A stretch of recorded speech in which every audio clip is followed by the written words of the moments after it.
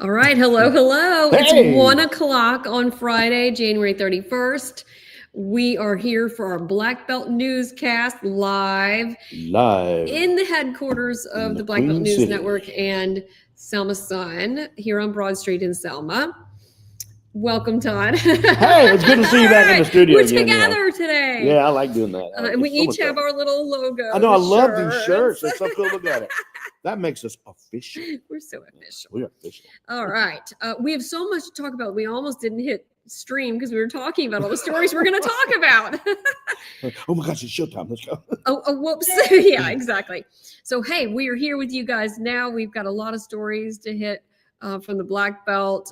No winter stories today. Thank you, Lord. In fact, it's supposed to be pretty warm. Rain, but no snow. Thank you. Yes, because actually our opening story. Oh, and I do like to say where everything is coming from. BlackBeltNewsNetwork.com. I always like to start out and say all of our stories are posted at BlackBeltNewsNetwork.com, and that's where you can find all of the information that we talk about today. Mm-hmm. And also, if you have anything else that you want to see on there, you can email us to news@blackbeltnewsnetwork.com.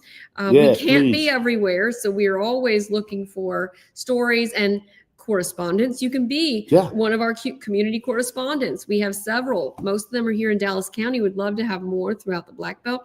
So if you want to show off your writing skills or video skills or video, you can shoot us ideas or just write stories and send them in.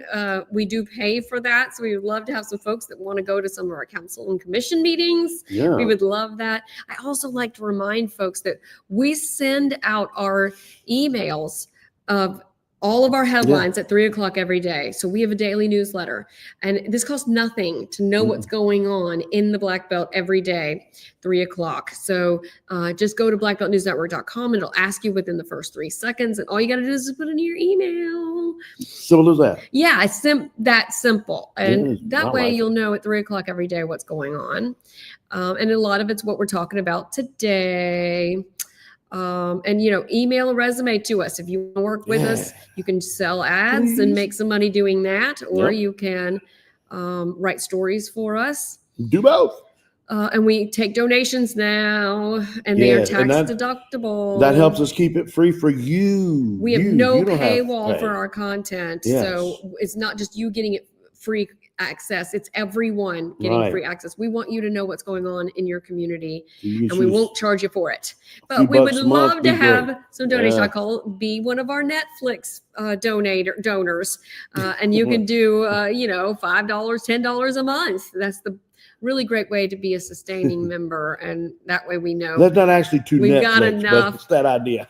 Yeah, it's the idea of being a Netflix. Yeah, that's right. Let us be that. The New York Times I subscribe to is $26 a month. I'm just asking for $10. But I don't have all the puzzles they have, I have to admit. Okay. The puzzle. That's what's so important. I know. Okay, so let's get started. Now that we've established ourselves and where we are and what we're doing. We are going to start in East Selma. So I just got back. Actually, they're still celebrating right now. I think they're having a lunch, and I didn't have time to go. Yeah, we had to come because I'm with you guys.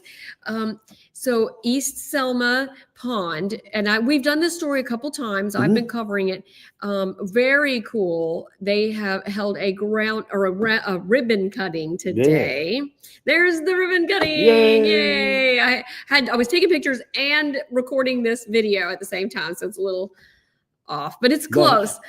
But this is the ceremony. They did it under a white tent because it is raining and drizzly. But this is Michael Johnson, who's the councilman for Ward 8, with Damar Taylor, who's the local representative for UAB Live Health Smart, and they're the ones that got all the funding together. That's Pastor Scott, who is with Mount Ararat, who in that church has been a huge part of this. There's Terry Sewell, and this is an important project because they added pathways around it, and they reinforced the walls of that pond. As Michael Johnson had mentioned, it was falling in, and so it took a long time to get that going. The mayor spoke, of course, James Perkins, And this is the crowd. It was a standing room only. I'm standing because I'm always late everywhere I go. But what a great crowd to celebrate the and there's more people standing outside. Wow. So it was really, really neat to have this, and that was just an hour and a half ago. Yeah, something like that. That was today. Yeah. Tried to put that together as quickly as I could. So go to blackbeltnewsnetwork.com. I have a little story I put up because I did it so quickly. I'm going to get all the more details and do a much meatier story later in the week. More in depth. Yes. More in depth. But it was a really great program that they've been doing. We've been writing some stories about it, and glad to have their support. The idea being that they get the community walking and working out, exercising, or enjoying themselves, and really the pride in the community too. It looks really, really good. Really good, yeah. All right, let's switch over to Marion. Yeah, over in Marion, Donald Bennett put up. Donald Bennett, who is the head of Main Street Marion, says that they are going to turn the Nathan Harris building, which is on the corner right there in Marion. They're going to turn it into a tech hub. It's going to have, it's going to be called the Harris Technology Hub, by the way, in honor of the Harris family who had a retail business there for 103 years. Oh, wow. Yeah, isn't that wild? So they're going to have computer labs, educational situations and opportunities. They're going to have the Auburn University Extension and Alabama A&M Extension are going to be the resource training partners and help out. That's actually the old Marion Times Standard building that we used to spend time in. We did. Donald Bennett's wife, Donna, is going to turn that into a bookstore. And right next to it, they're going to open up a pizza parlor. They've been talking about the pizza place for a while. Yeah, so I'm very excited about that. I can't wait to see it. All this should be done. The tech hub and everything should be done by March. And the bookstore not long after that. So a lot of development going on over there. I can't wait to see that tech hub, especially. I want the pizza place. Well, I do too, but I'm trying to lose weight. You can afford to eat pizza. Yeah, I can eat the pizza. All right.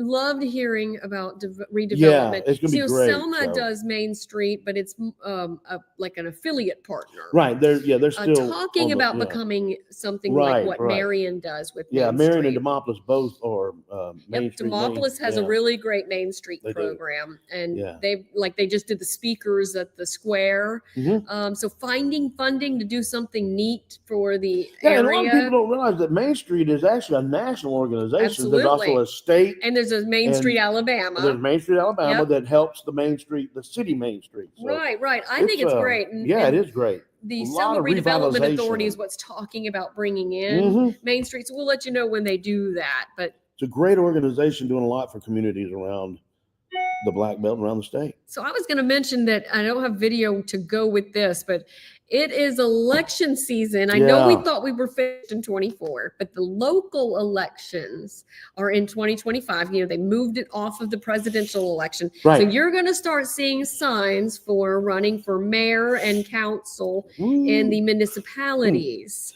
More political stuff. More politics. Yay.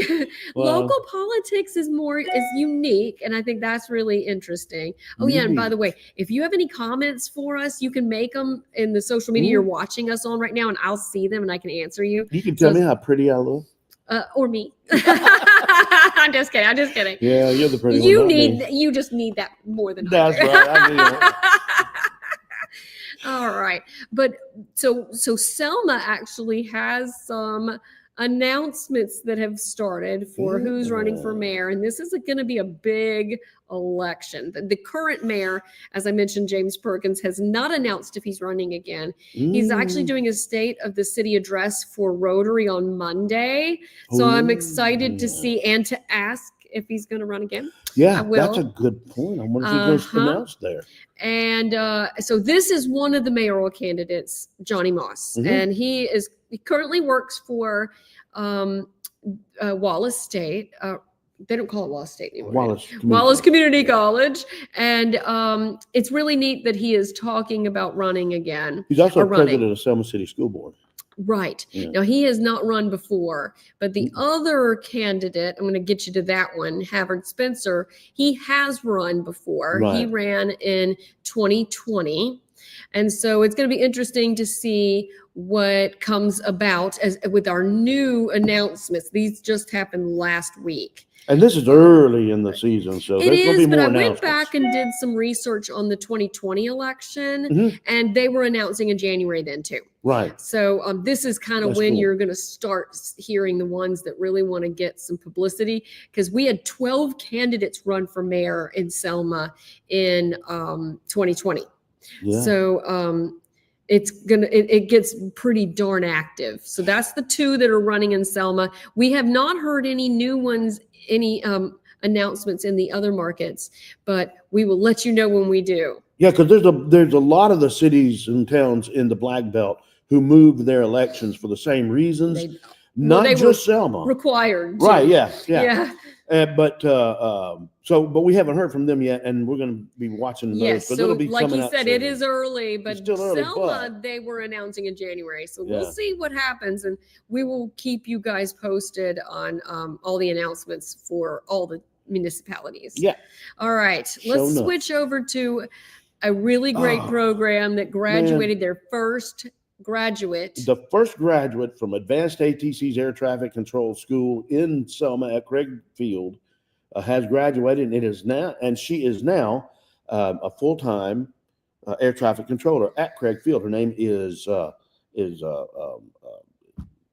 Paige Pritchett. I couldn't remember her first name. Paige Pritchett. That's her sitting there on the right, taking some of the classes. That's back when we first reported on Advanced ATC coming here. She says that she's actually a Selma High School graduate, 2019. She's a mother, a single mom. She's got a little boy named Jacob, and she was working at Zaxby's and decided that she wanted to follow her passion. And because of health issues, she couldn't become a pilot. But her ROTC instructor said, "Well, be an air traffic controller." So she took the class. Awesome. And she has that's the tower, the new tower that's out at Craig. And she is now air traffic controller. And what she was telling me too is not only has this school changed her life and made things so much better for her and her son, but now they start at $60,000 a year. That's in great. A small markets like you can this. Do a lot with that. They can and more do some FAA training, and she can go up to $100,000 plus a year and go to a number of different places around the world, around the country. So the school is open. If anybody's interested, you can. I think it's a great opportunity. It is. And they're working with Wallace Community College now, because Wallace has some scholarships available, and so does Advanced ATC. So if you can go to an aero classes at Wallace and move over to Advanced to get the training for air traffic control. Well, and as we learned with the plane crash on Wednesday night, that air traffic controllers are a very important part of I was watching aviation. That. And I'm kind of glad you brought that up, because I was watching that and listening to some experts, and everybody seems to think that the air traffic controllers did exactly what they were supposed to do. Oh, really? Yes. I thought they were understaffed. So a little understaffed, but they did what they were supposed to do. So it's interesting to say that it's an important job. It very protects important. Lives, and it makes good money. And we wish her the best and hope that more people will sign up, because it's right here in our backyard. It is, and it's great for the Black Belt. All right. Okay, Selma, this is a continuation. We've talked about this several weeks. There's continuing talk about what to do about the fences that are around a lot of buildings that are blocking sidewalks. This is all kind of stemmed, and this is not one of the ones that was in. I'm demonstrating there are a lot of buildings downtown. There are others that are, There's multiple owners involved. that are needed because things are falling from the dilapidated windows and such. So Tepper building, which you'll see here in a second, is the one that kind of sparked all of this. And the one next door, the former National Voting Rights Museum. Right. It was next to Reflections. It had a window fall out of it. The question is what to do with the walkways with 60th anniversary coming for the Bridge Crossing Jubilee, which is going to be huge and have thousands of people here like it does every year. So the talks is to have a sidewalk bridge, so where you can walk you could still walk under the construction. Yeah, like you see in New York There's a bunch of them in New York. So there is talk of that, but it's still just a discussion phase.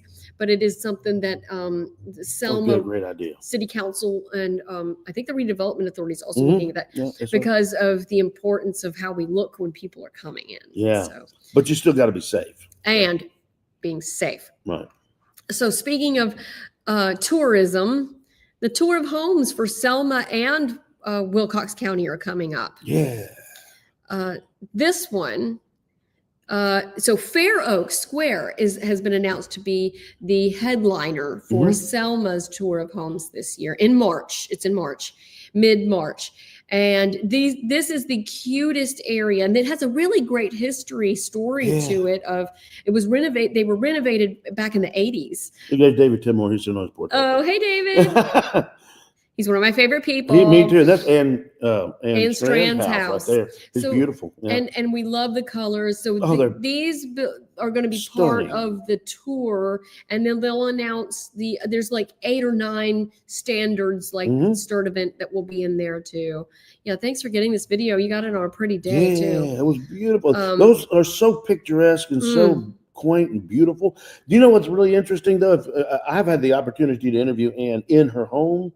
You look at them on the outside and they look like little small cottages. There's a lot more room. No, in those they're like buildings. 2,000 to 3,000 square feet they're inside. Really large. And if you go to our story at blackbeltnewsnetwork.com, I have a lot more information in there that was given to me from the Selma Dallas County Historical Preservation Society. Thank you. I'm a board member, you know. Yeah, he should know. You should know that. Okay. And don't forget to the Wilcox Historical Tour of Homes is coming up March 21st and 22nd, and they're going to have the Viscount and Viscountess of Hitchingbrook, Luke and Julie Montague from England will be over talking. Like from Shakespeare, Romeo and Juliet. Right, it's probably the same family. But they will be here speaking on historic homes in the UK. Yeah, and I think that's a great opportunity for us to meet people from England when you don't normally get to. So, yeah, Wilcox has a really great historical society that does a lot. I think I'm going to change my last name to Capulet and go down there and see how that goes. Yeah, awesome. All right, I'm going to switch over to the Teen Tech Center. Speaking of Wallace again. So I'm going to turn this off. I want to show you what they are doing. So look at that. Look at that. So they actually had an open house and virtual and got to do this virtual games, and she's really getting into it. And Valencia Benjamin sent this to us. She's one of our community correspondents. Thank you for sending this, and it gives us a really good example of what happened at the open house. Look at her just she's having a good time, she's having fun with that. I don't know if she knew that you were recording her, Valencia. Okay, so that's really fun. But I also wanted to give this interview and just from the director. Lady Hansberry, I am the Career to Pathways facilitator here at Wallace Community College based by Teen Tech Center in Selma, Alabama. So what the Career Pathways program is, we have students, or not necessarily students, but teens from the ages of 16 to 19, and they come into the program and we work on soft skills, technical skills that includes like resume building, includes how to do cover letters. It includes like mock interviews, what to do or don't, like on job interviews. It prepares them for what they want to do when they leave high school or college. So what the program is, grant funded, Best Buy gives us funds to pay those kids to participate in their program. So they get like incentives for participating, like gift cards, and at the end of the program they also get paid internships. So we get to place them whether here at Wallace or if they have like any particular place they're interested in, like we can contact them like, hey, we got a student who's interested in working ABCD or doing this, and we'll try to get them to have them as an intern as well. And it's like I said, it's paid. They get paid to do this. Okay.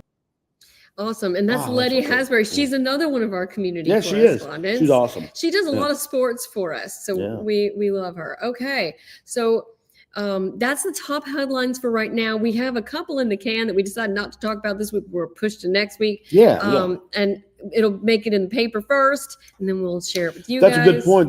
There's more details on all these stories in the print edition and online at blackbeltnewsnetwork.com and selmasun.com. All right, let's do a little black belt roundup. All right. You want to go first, or you want me to talk about mine first? Talk about yours first. Okay. I spoke with Senator Robert Stewart, and there is a big healthcare, Selma 60 healthcare pre-mass meeting coming up February 20th.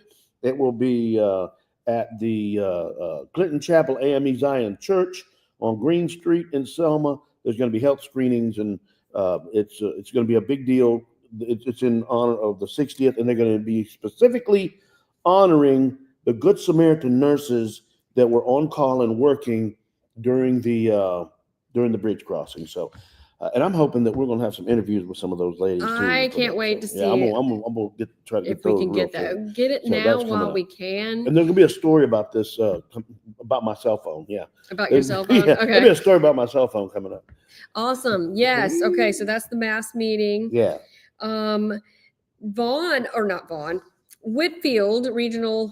Whitfield Hospital, Mhm. they got an MRI machine. They're getting a new MRI machine. Yeah. So they held a fundraiser, their very first fundraiser for the Whitfield Foundation that has kind of been redone and brought back. And they raised, I think it was $22,000 in order to buy a new MRI machine. Oh, that's good. So look for that. I was going to share about the, let me see if it's on here. Speaking of hospitals, do you want to talk about David? Oh, yeah. We got the news today that Vaughn Regional Medical Center's CEO, David McCormick, is going to be retiring. Yeah. And we are going to really miss him. He's been a really great part of the community. He's been an asset to Selma and Dallas County for absolutely.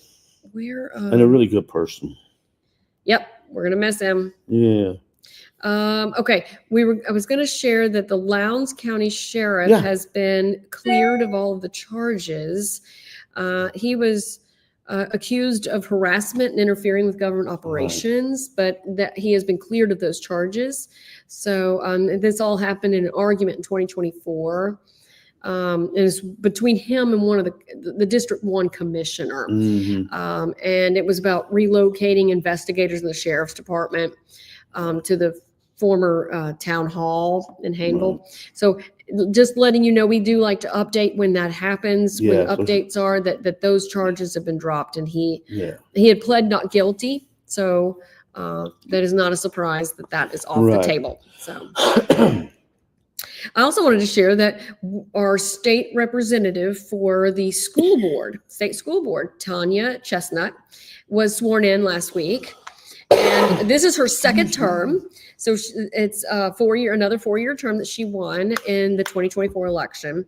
So she was sworn in last week with the other members, and she represents 18 counties in Alabama, but most of the Black Belt. So if you ever have any questions about state education or want to get some input, she's the one you would talk to. She's easy to talk to too. She is very, very easy. And she is a Selma native and lives here in Selma. Yep. She does most of her work from here. All right. Now, be a community correspondent. If you want to join us in our work, please, we can use your help. Follow us. We have Black Belt Outdoors is guess what? I want to say congratulations the second time to Mayor Hinton of Marion. He got an 8-pointer. Ooh, another deer. Yeah, another big deer. Wow, he's had another big buck. Good big job. hunting season.